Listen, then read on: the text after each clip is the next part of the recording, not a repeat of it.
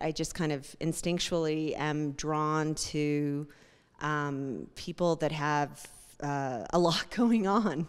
And I was a fan of Robin Williams.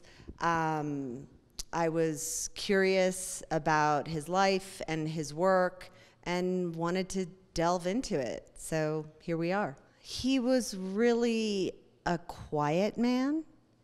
From what people told me, that he was quiet unless he had an audience. I'm sure he needed that time to recharge because he gave so much that I even know from doing interviews here, like in the car, I'm just recharging. But he was a quiet man, a thoughtful man, a very giving man, a very smart man, very well read.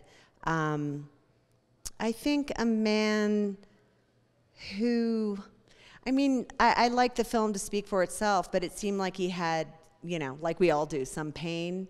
I think he was needy on a certain level because I think as a child, he was an only child who spent a lot of time alone in a big house, you know, with his toy soldiers that he played with, and he kind of found all these characters in his head that lived with him. With Robin,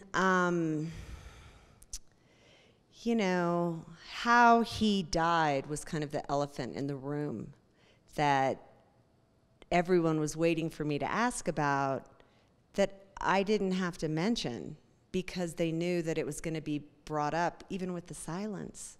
And it was more powerful that way. I think it depends on, everybody has kind of different takes on why he did what he did. And I think he's someone who had an amazing mind, and when he realized that he was, you know, having trouble remembering lines, he realized he was losing something.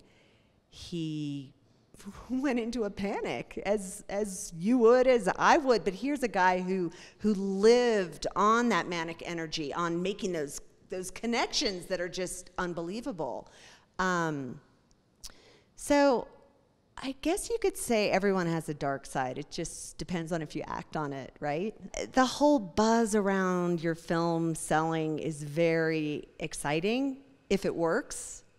So Roman Polanski Wanted and Desired, which was here 10 years ago, you know, we were looking for a buyer. So I went through that kind of magical moment where people wanted it. There was a bidding war, you know.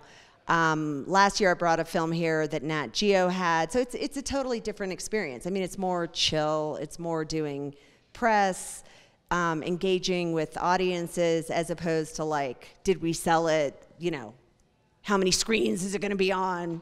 You know, so it's a different experience. But, you know, getting the phone call from Sundance is, you know, I could be 70 and I'd take that call.